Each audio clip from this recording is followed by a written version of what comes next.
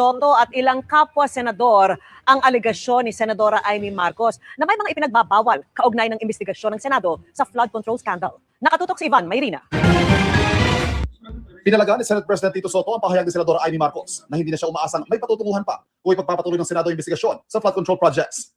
Ang alegasyon ni Marcos, pinipigilan sila kapag umaakit na kay dating Speaker Martin Romualdez o mas mataas pa ang investigasyon. Imposible, ayon kay Soto, sabay tawag sa bintang na imbento.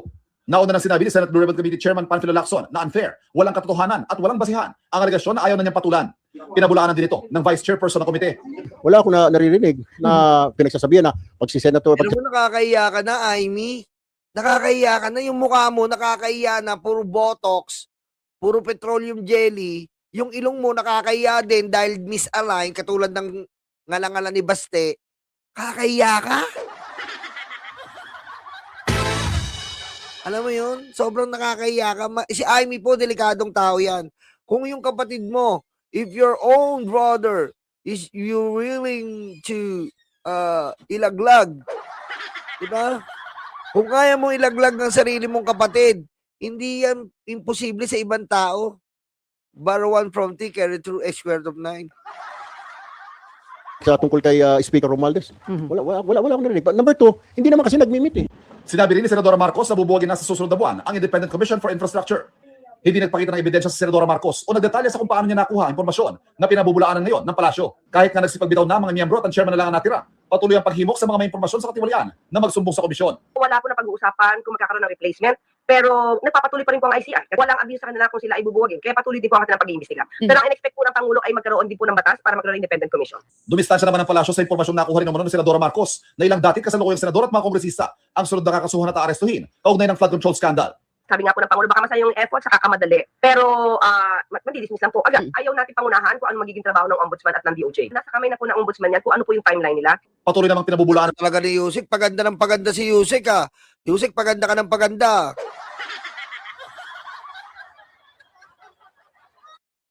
Diba? Oh, barado na naman si Amy.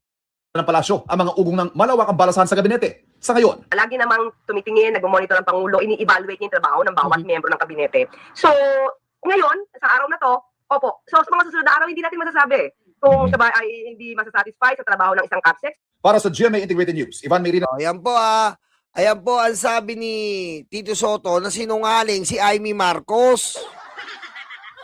Sabi ko nga po sa inyo, si Amy po, hindi na po nakakapaniwala yung muka. So yung mga sinasabi, lalo pong hindi nakakapaniwala. Okay? Kaya si Amy po ang katunayan, don't judge the face because it's plastic cover. Ayan po ang kasabihan ni Amy. Judge the face, it's plastic cover. Diba? Okay, dumako tayo dito. Tungkol po to kay Tito Sen about kay Bato de la Rosa. Ito po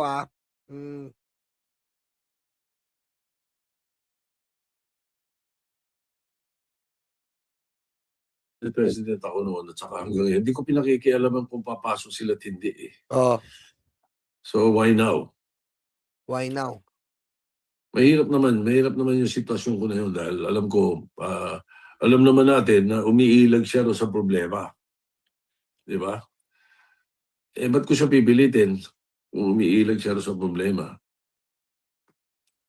It's his own lookout. Managot siya sa mga bumoto sa kanya. Basta ginagawa yung opisina niya yung trabaho nila, then we keep the office running. The only time na mapipilit namin pumasok ang isang senador is kung kailangan ang boto niya. Okay? Ganito. Merong sa rules namin na kapag merong botohan at importante ang boto mo or importante na pabotohin lahat or kangay kakapusin or sosobra ang boto ng iba, pwedeng imando ng Senate President na kunin, arestuhin yung senador at papuntahin sa Senate para bumoto. Meron ganun.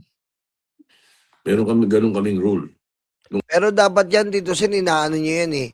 Kasi, alam nyo, hindi po tayo against kay Tito Sen pero kasi lugi yung taong bayan eh.